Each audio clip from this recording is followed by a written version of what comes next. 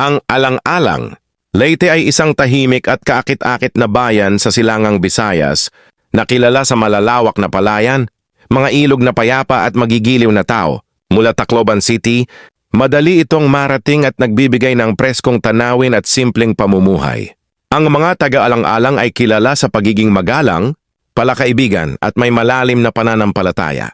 Payapa ang daloy ng buhay dito, isang lugar na puno ng ganda at katahimikan na tiyak mong maiibigan.